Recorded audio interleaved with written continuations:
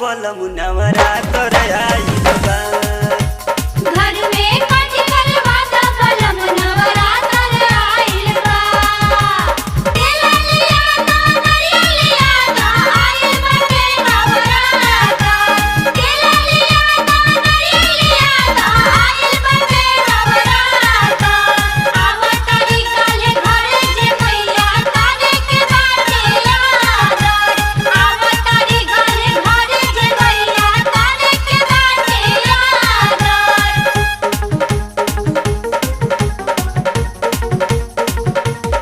पूजा के सामान पूरी कीन के लियावो।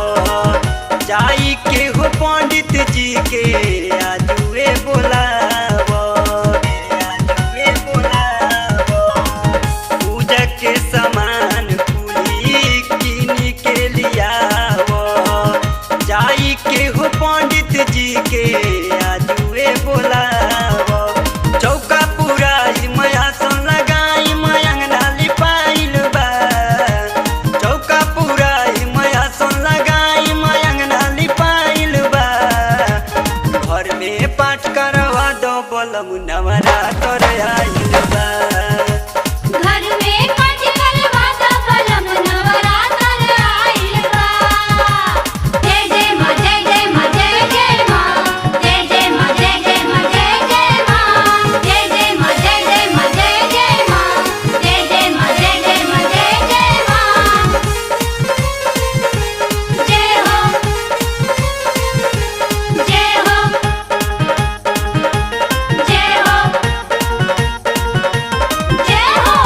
मालिन से ओढ़ौल के हार मंगवाई दो। निमिया पमैया खातिर झुलुहा लगाई दो। झुलुहा लगाई दो।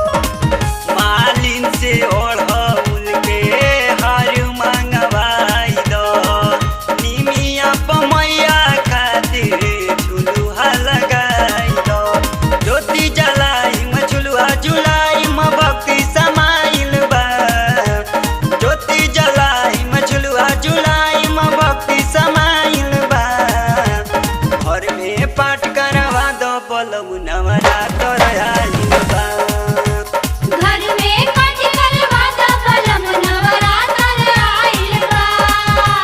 केला लिया दा नरियल लिया दा आइल बाटे नवरात्र। केला लिया दा नरियल लिया दा आइल बाटे नवरात्र। आवतारी काले घरे जे मैया तारे के बाटे याद। आवतारी काले घरे जे मैया तारे के बाटे याद।